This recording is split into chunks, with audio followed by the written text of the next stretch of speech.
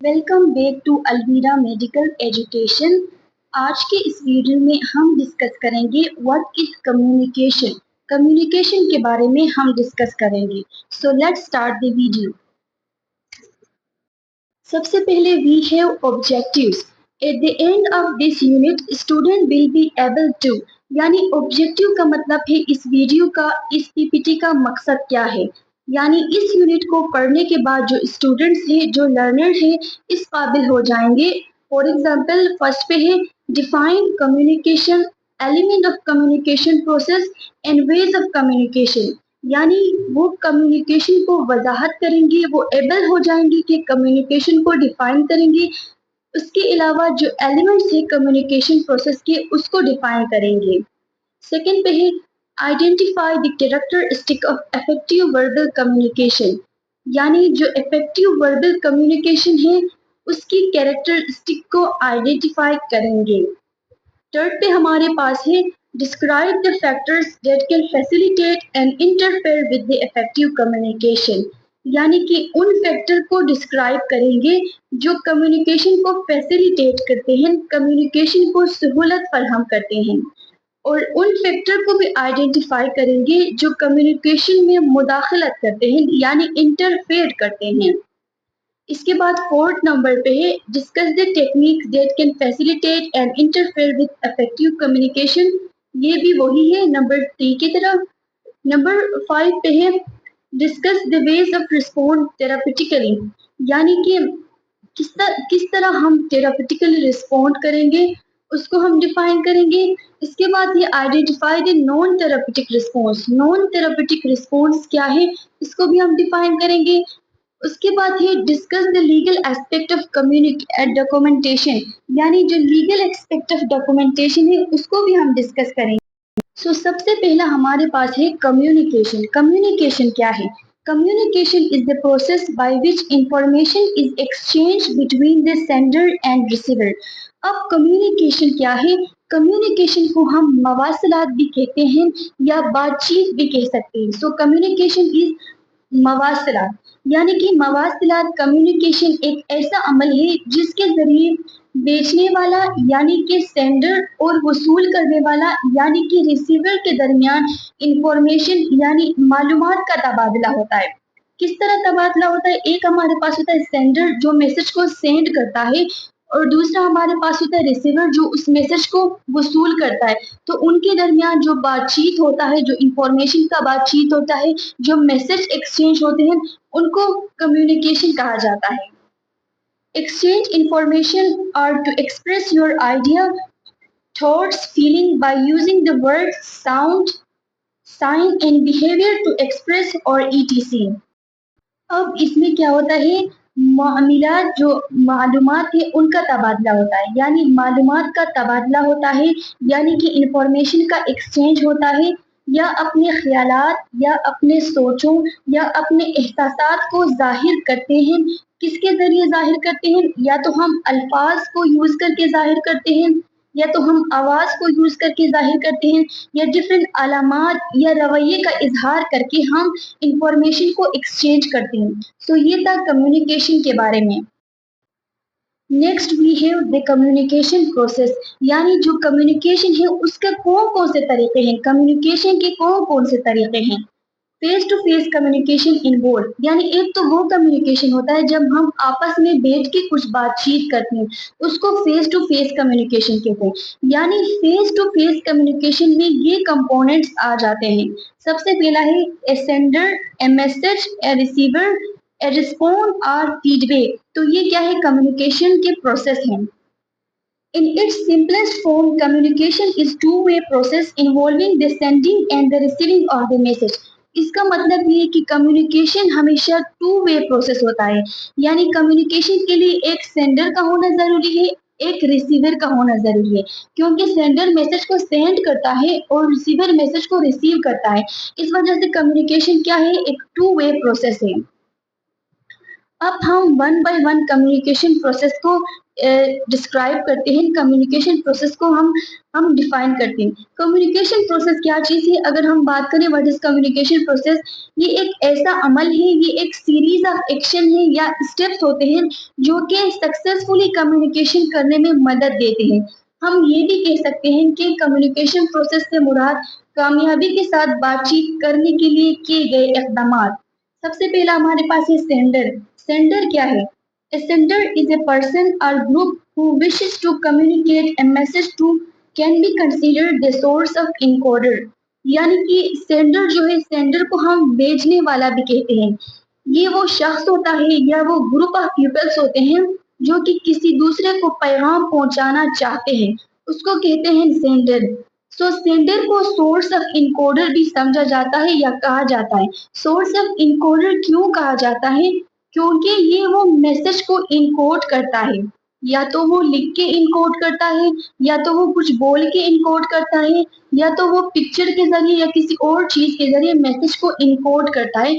तो सेंडर को इनकोडर भी कहा जाता है। अगर एग्जाम में आ जाए कि who is sender, so sender को इनकोडर भी कहा जाता है। नेक्स्ट हमारे पास है मैसेज। अब मैसेज क्या चीज है? The second component of the communication process is message itself, what is actually said and written। यानी जो second component हमारे पास है वो खुद क्या है? मैसेज है। सेकेंड कंपोनेंट मैसेज है। मैसेज या वो इंफॉर्मेशन है या जो सेंडर जो कुछ बात करना चाहता है, जो कुछ बोलना चाहता है, उसको मैसेज कहा जाता है। यानी कि हकीकतन में जो बताया गया है, जो लिखा गया है, उसको मैसेज कहा जाता है। थर्ड पे हमारे पास है रिसीवर। रिसीवर क्या है? The receiver is the listener who must listen, observe, attend. The person is decoder who must perceive what the sender intend. Interpretation, perception uses all senses to receive the verbal and non-verbal message। अब receiver कौन होता है? Receiver वो शख्स होता है जो message को वसूल करता है, जो मैसेज को वसूल करता है, यानी मैसेज को सुनता है या मैसेज को डिस्कस करता है, तो इसको कहते हैं रिसीवर। रिसीवर कौन होता है? रिसीवर क्या करता है? ये अपनी तरफ से मैसेज को समझने की कोशिश करता है कि सेंडर क्या कहना चाहता है। सेंडर के पॉइंट ऑफ व्यू से खुद का सेंसेस यूज करके, खुद का जो सेंसेस है उनका यूज करके, खुद का परसेप्शन का यूज करके सेंडर के वो मैसेज को डिकोड करने की कोशिश करता है। तो इसका मतलब ये यही है कि जो रिसीवर है उसको डिकोडर भी कहा जाता है, ये मैसेज को डिकोड करता है। उसके बाद हमारे पास है रिस्पॉन्स। रिस्पॉन्स क्या चीज है? A response is the message that can receiver return to the sender. It's also called a feedback। अब रिस्पॉन्स क्या चीज होता है? सिंपल अगर रिस्पॉन्स की बात की तो इसको हम जवाब कहते हैं। ये वो पैगाम है जो रिसीवर दोबारा सेंडर को सेंड करता है, तो उसको क्या कहते हैं हम लोग? रिस्पॉन्स कहते हैं या फीडबैक कहते हैं। A feedback can be either verbal and non verbal. तो ये रिस्पॉन्स वर्बल भी हो सकता है या नॉन वर्बल भी हो सकता है। वर्बल किस तरह हो सकता है? हम या इसको रिप्लाई करते हैं, किस तरह रिप्लाई करते हैं? कुछ बोल के या कुछ लिख के। और नॉन वर्बल में क्या होता है? हम अपने फेस एक्सप्रेशन के जरिए या अपने नोड ऑफ द हेड या अपने सर को हिला के या योनिंग वगैरह करके, नॉन वर्बल का मतलब कि अपने फेशियल एक्सप्रेशन के जरिए हम मैसेज डिलीवर करते हैं या अपने बॉडी पोजीशन को मैसेज डिलीवर करते हैं। नेक्स्ट हमारे पास एक डायग्राम है। इस डायग्राम में बताया गया है कि सबसे पहले सेंडर है, उसके बाद रिसीवर है। सेंडर क्या है? सेंडर को सोर्स ऑफ इनकोडर या इनकोडर भी कहा जाता है। ये अपने एक्सपीरियंसेस, अपने एटीट्यूड, अपने स्किल और परसेप्शन को यूज करके एक मैसेज डिलीवर करता है रिसीवर को। जो वो मैसेज डिलीवर करता है किसको यूज करके? एक मीडियम को यूज करता है। मीडियम का मतलब है चैनल। जो सेंडर और रिसीवर के दरमियान जो चैनल होता है उसको मीडियम कहा जाता है। तो इसमें या तो कुछ रिटन फॉर्म में मैसेज को डिलीवर करता है या कुछ बोल के या पिक्चर फॉर्म में, तो जिसके जरिए करता है उसको मीडियम कहा जाता है। फॉर एग्जाम्पल या तो ईमेल के जरिए करता है, या तो वेबसाइट के जरिए करता है, या तो फोन के जरिए करता है, मैसेज सेंड करता है। उसके बाद है रिसीवर। रिसीवर क्या करता है? अपने एक्सपीरियंस, अपने एटीट्यूड या अपने स्किल को यूज करके उस मैसेज को डिकोड करता है, तो इनके दरमियान एक लूप बन जाता है जिसको फीडबैक लूप भी कहा जाता है। नेक्स्ट डायग्राम पे दिखाया गया है कि इसमें एक सेंडर होता है, सेंडर जो कि मैसेज को डिलीवर करता है। उसके बाद रिसीवर्स, जो पर्सन बैठे हुए हैं उनको रिसीवर कहा जाता है, और जो मैसेज जो कुछ बोलता है ये पर्सन उसको मैसेज कहा जाता है। जो चैनल का ये यूज करता है, फॉर एग्जाम्पल ये माइक पे बोलता है तो उसको हम चैनल या मीडियम कहते हैं। तो इस तरफ जो ये रिसीवर बैठे हुए हैं ये अपने ख्यालात का इजहार करते हैं, तो उनको फीडबैक या रिस्पॉन्स कहा जाता है। So this is all about this diagram. Next हमारे पास है मोड ऑफ कम्युनिकेशन। तो मोड ऑफ कम्युनिकेशन क्या है? Communication generally carry out two different methods, यानी कि कम्युनिकेशन दो मुख्तलिफ तरीकों में की जाती है। सो फर्स्ट है वर्बल कम्युनिकेशन। वर्बल कम्युनिकेशन क्या होता है? Use of spoken and written language. इसमें हम क्या करते हैं, या तो कुछ लिख के या तो कुछ बात करके हम कम्युनिकेट करते हैं, यानी ये स्पोकन भी होता है और रिटन फॉर्म में भी होता है। इसको वर्बल कम्युनिकेशन कहा जाता है। Next we have non verbal communication. Non verbal communication में क्या होता है? गेस्चर और फेशियल एक्सप्रेशन और टच, यानी कि हम गेस्चर का यूज करते हैं या फेशियल एक्सप्रेशन का यूज करते हैं या टच का यूज करके हम कम्युनिकेशन को फॉरवर्ड करते हैं। सो this is non verbal communication. So gesture का मतलब है इशारों से। अब हम अपने हाथों के इशारों से हम कुछ कहने की कोशिश करते हैं, तो उसको कहा जाता है गेस्चर। फेशियल एक्सप्रेशन का मतलब है चेहरे की तासीरात, यानी सम टाइम हम खुश होते हैं या खफा होते हैं या बहुत ज्यादा गुस्सा होते हैं, तो हम ये चेहरे से पता चल जाता है। तो इस तरह क्या होता है, एक इंफॉर्मेशन सामने वाले को पता चल जाए, उसको एक इंफॉर्मेशन, एक मैसेज जाता है कि हम खुश हैं या खफा हैं। तो ये क्या है, फेशियल एक्सप्रेशन के जरिए भी हम नॉन वर्बल कम्युनिकेशन कर सकते हैं। इसके अलावा टच करके, समटाइम क्या करते हैं, हम इमोशन को एक्सप्रेस करते हैं टच करके कि हम आपके साथ हैं, डरने की कोई जरूरत नहीं है। तो इस तरह क्या करते हैं, टच करके भी हम नॉन वर्बल कम्युनिकेशन कर सकते हैं। अब बात करते हैं वर्बल कम्युनिकेशन की। Verbal communication is the use of words either spoken और रिटन टू सेंड मैसेज, यानी कि वर्बल कम्युनिकेशन में हम वर्ड अल्फाज का यूज करते हैं, चाहे हम बोल के उसे यूज करते हैं या लिख के उसे यूज करते हैं। तो क्या करते हैं, एक मैसेज को सेंड करने के लिए या तो हम कुछ बोल के उसे सेंड करते हैं मैसेज को, या कुछ लिख के सेंड करते हैं, उसको वर्बल कम्युनिकेशन कहा जाता है। Methods of verbal communication includes, यानी कि वर्बल कम्युनिकेशन के मेथड्स, तरीके कौन कौन से होते हैं? Speaking, listening, writing and reading, यानी कुछ लिसन करके हम कुछ सुनते हैं वो भी वर्बल कम्युनिकेशन में आता है, या कुछ स्पीकिंग या बात करते हैं वो भी वर्बल कम्युनिकेशन में आता है, या रीडिंग भी वर्बल कम्युनिकेशन में आता है, या राइटिंग भी वर्बल कम्युनिकेशन के पार्ट्स हैं। Next we have non verbal communication. अब नॉन वर्बल कम्युनिकेशन क्या होते हैं? नॉन वर्बल कम्युनिकेशन और body language is the method of sending a message without using speech and writing. अब नॉन वर्बल कम्युनिकेशन में क्या होता है, हम अपने बॉडी लैंग्वेज के जरिए मैसेज को सेंड करते हैं। इसमें क्या करते हैं, इसमें कोई स्पीच का यूज नहीं करते हैं या राइटिंग का यूज नहीं करते हैं, यानी कि ना कुछ बोलते हैं ना कुछ लिखते हैं, फिर भी हम मैसेज को डिलीवर करते हैं किसके जरिए? अपने बॉडी लैंग्वेज के जरिए। सो कम्युनिकेशन विदाउट वर्ड्स, यानी वो कम्युनिकेशन जिसमें हम वर्ड्स का यूज नहीं करते हैं, इज डन मेनी वे, मुख्तलिफ तरीकों में की जाती है। For example including gestures, facial expression, posture, gait, tone of voice, touch, eye contact, body position and physical appearance। ये वो तरीके हैं जिसपे हम नॉन वर्बल कम्युनिकेशन करते हैं। सो इनमें सबसे पहला गेस्चर्स आ जाते हैं। गेस्चर्स का क्या मतलब है, यानी इशारों से हम बॉडी लैंग्वेज या इशारों से हम कम्युनिकेट करते हैं। दूसरा है फेशियल एक्सप्रेशन, यानी चेहरे की तासरात से हम कुछ कम्युनिकेट करते हैं, सामने वाला बंदे को पता चल जाता है चेहरे के तासरात से।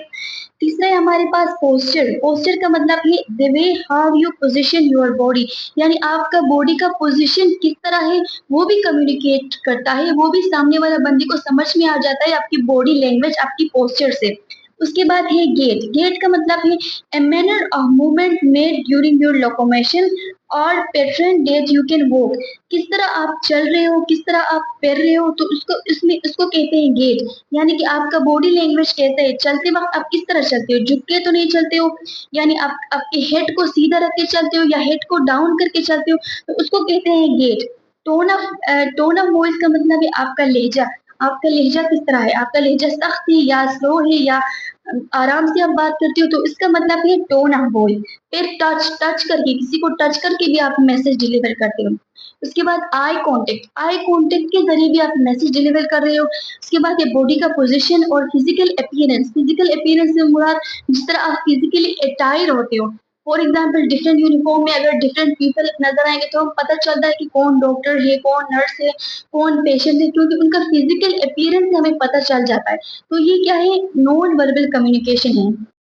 अब हम नॉन वर्बल कम्युनिकेशन को वन बाय वन डिस्कस करेंगे। सबसे पहला है गेस्चर्स। गेस्चर्स किसे कहा जाता है? Gestures are often refer to talking with hands, यानी गेस्चर को हम क्या कहते हैं? इशारों में बात करना या हाथों से बात करना, इशारे करके बात करना। फॉर एग्जाम्पल हाथों से बात करने को हम गेस्चर कहते हैं। तो इसमें क्या करते हैं, जैसा कि फिंगर टैपिंग, फिजिटिंग और ringing twisting generally indicate the tension, nervousness और इम्पेशेंस। अब इसमें क्या करते हैं, फिंगर टैपिंग यानी कि उंगलियों का तपतपाना।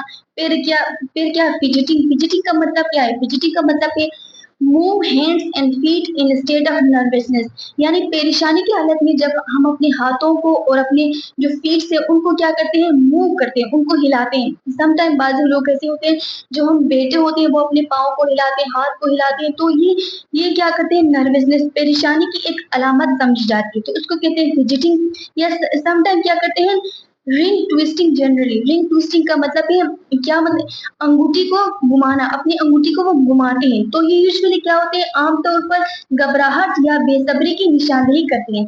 ये जो अलामत जैसे फिजिटिंग और finger tapping, fidgeting, ringing twisting यानी अंगूठी को घुमाना, ये क्या करते हैं, बेसब्री को रिप्रेजेंट करते हैं या घबराहट की निशानदेही करते हैं, यानी कि उसमें घबराहट या परेशानी पाया जाता है। So this is all about gestures.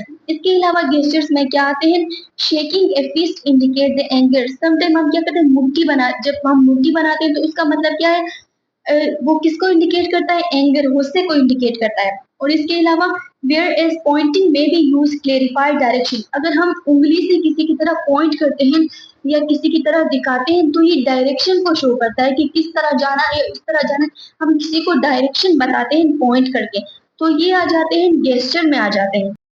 Next we have facial expression. Facial expression के से क्या मुराद है? फेशियल एक्सप्रेशन से मुराद चेहरे की तासीरात यानी फेशियल एक्सप्रेशन। तो इसमें क्या है, although some people have very expressive faces, others do not. The big smile easily interpreted as indicating happiness. Eyebrows can easily expressive, very expressive, showing surprise, worry, thoughtfulness and displeasure. यानी कि चेहरे के तासरात, अगरचे कुछ लोगों के चेहरे बहुत तासराती होते हैं, बहुत एक्सप्रेसिव होते हैं, वो हर चीज को एक्सप्रेस करते हैं, लेकिन क्या करते हैं, दूसरों के नहीं होते हैं। बाद लोग एक्सप्रेसिव नहीं होते हैं, चेहरे से पता नहीं चलता है कि वो खुश है या खफा है। सो एक बड़ी मुस्कुराहट, अगर कोई बंदा स्माइल कर रहा है तो एक बड़ी मुस्कुराहट आसानी से खुशी को शो करता है, खुशी को शो करता है। तो इसके अलावा आईब्रोज जो है, आईब्रोज भी क्या करते हैं, जब सम टाइम हम आईब्रोज को घुमाते हैं, आईब्रोज के जरिए एक्सप्रेशन को शो करते हैं, तो ये क्या करते हैं, जो कि हसरत को या फिक्र को या सोच को या नाराजगी को जाहिर करते हैं। फॉर एग्जाम्पल वो शो करते हैं सरप्राइज, कि हम बहुत सरप्राइज हो गए या फिक्र में हैं, वो ही होगा, या सोचों को थॉटफुलनेस, या हम ना खुश, हम किसी चीज से खुश नहीं है, डिसप्लेजर, तो उसको जाहिर करते हैं। तो जिस तरह इस डायग्राम में दिखाया गया है, यहाँ पे फर्स्ट टाइम हैप्पीनेस को शो करते हैं, ये पर्सन हैप्पी है, तो ये फेशियल एक्सप्रेशन इसका कौन सा है, हैप्पीनेस वाला एक्सप्रेशन है। दूसरा है सैडनेस, तो दूसरा वाला पर्सन सैड है तो इसका फेशियल एक्सप्रेशन सैड वाले एक्सप्रेशन है। और तीसरा बंदा एंगर में है और फोर्थ बंदा फियर, जो कि खौफ खौफ में मुब्तला है। तो अलग अलग की जो एक्सप्रेशन होते हैं अलग अलग सिचुएशन पे शो होते हैं। सो this is all about the facial expression. Next non verbal communication में आता है टच। टच किसी को टच करके, किसी को छू के, touch is the simple yet powerful, ये सिंपल है लेकिन पावरफुल है, एक ताकतवर way from non verbal communication का एक पावरफुल वे है that can even newborn infant can understand. मतलब कि जो न्यू बोर्न बेबी होते हैं, जो एक साल तक जो इन्फेंट होते हैं, एक साल तक जो बच्चे होते हैं, वो भी उनको अंडरस्टैंड करते हैं, वो भी टच से समझ जाते हैं कि क्या कम्युनिकेट करना चाहता है एक मदर या एक father. So touch can be communicate caring, understanding, encouragement, or also communicate anger, displeasure, or lack of and caring and understanding। यानी टच क्या करता है? टच से हम क्या करते हैं? टच देखभाल को जाहिर करता है, जैसे केयरिंग होता है। केयरिंग मतलब देखभाल और समझ और हौसला अफजाई और गुस्सा और नाराजगी, इसके अलावा कमी, इसके अलावा देखभाल और समझ-बूझ को कम्युनिकेट करता है। इसका क्या मतलब है? इन चीज़ों को वो कम्युनिकेट करता है। फॉर एग्जांपल केयरिंग, हम कितना केयरिंग करते हैं, कितना समझते हैं, या कितना एनकरेजमेंट, कितना हौसला अफजाई करते हैं दूसरे को, या कितना गुस्सा गुस्सा करते हैं, गुस्से को भी, और डिस्प्ले कितना हम नाखुश हैं, खुश नहीं, उसको भी रिप्रेजेंट करता है टच से। और लेक ऑफ केयरिंग अंडरस्टैंडिंग, इनको भी क्या करता है? टच से हम कम्युनिकेट करते हैं। Next we have posture and gait. जिस तरह के पोस्चर एंड गेट का मतलब हमारी बॉडी का जो पोजीशन है उसको पोस्चर कहा जाता है, यानी कि पोजीशन ऑफ योर बॉडी। और गेट का मतलब है the pattern that you walk, आप किस तरह चलते हो, किस तरह बैठते हो, इससे भी हम कम्युनिकेट करते हैं। For example, good posture with the head is held up and purposeful gait are usually interpreted meaningful confidence, competence and positive self image। यानी कि आमतौर पर जो पोस्चर है, गुड पोस्चर है। किस तरह गुड पोस्चर? यानी कि हमारा हेड जो है वो सीधा है, हमारा बॉडी सीधा है, गुड पोस्चर है, हेड अप है। तो ये क्या करता है? एक खुद एतमादी को जाहिर करता है। आमतौर पर ये खुद एतमादी, काबिलियत और एक मुस्बित पर्सन का तस्वुर समझा जाता है। यानी कि इसका मतलब है कि वो पर्सन में खुद एतमादी है, कॉन्फिडेंस है, वो उस पर्सन को हम पॉजिटिव वे में हम देखते हैं। तो सेल्फ, उसका एक पॉजिटिव सेल्फ इमेज बन जाता है। जिस तरह की हमारे पास एक इमेज है, अगर राइट साइड पे देखें तो ये क्या है? ये पर्सन, इसका जो हेड है वो फॉरवर्ड पोजीशन पे है, और इसका जो स्टमक वाला है ये भी फॉरवर्ड पोजीशन पे है। तो ये एक पुअर पोस्चर बन जाता है। एज कम्पेयर टू जो नेक्स्ट है, ये भी पुअर पोजीशन है, उसका जो हेड है वो भी फॉरवर्ड है, और जो उसका जो फ्रंट साइड है चेस्ट का है वो भी फॉरवर्ड पोजीशन है, और उसका जो शोल्डर्स है वो क्या है? राउंडेड पोजीशन है। तो इस वजह से ये भी एक पुअर पोस्चर है। लेकिन जो बीच वाला पोस्चर है उसको हम क्या कहते हैं? गुड पोस्चर कहते हैं, क्योंकि इसके बाजू भी सीधे हैं, उसका हेड हेड भी टिल्ट अप है, उसका सर भी सीधा है, और उसका जो बॉडी का पोजीशन है वो अप राइट है। तो उस वजह से इसको कहते हैं पॉजिटिव पोजीशन या गुड पोस्चर भी कहा जाता है। So, stoop shoulders, a downward held head generally convey the low self-esteem, depression, lack of confidence and apathy। इसका क्या मतलब है? स्टूप शोल्डर का मतलब है झुके हुए कंधे, और डाउन हेड का मतलब है सर नीचे की तरफ करना। आमतौर पर किसको रिप्रेजेंट करता है?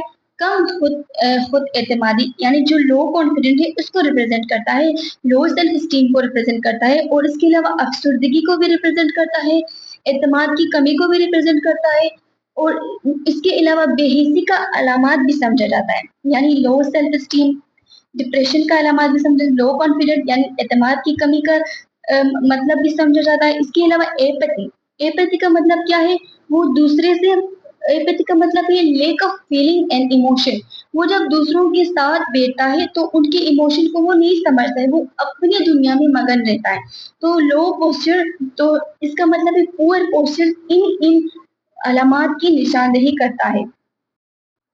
So this is all about the communication. So इसका जो नेक्स्ट पार्ट है वो मैं नेक्स्ट वीडियो में डिस्कस करूंगी, क्योंकि ये वीडियो बहुत ज़्यादा बन रहा था। So I discuss its next part into next video. Thank you for watching. अगर ये वीडियो आपको पसंद आया तो प्लीज़ लाइक करें, सब्सक्राइब करें और वीडियो को शेयर करें। Thank you so much.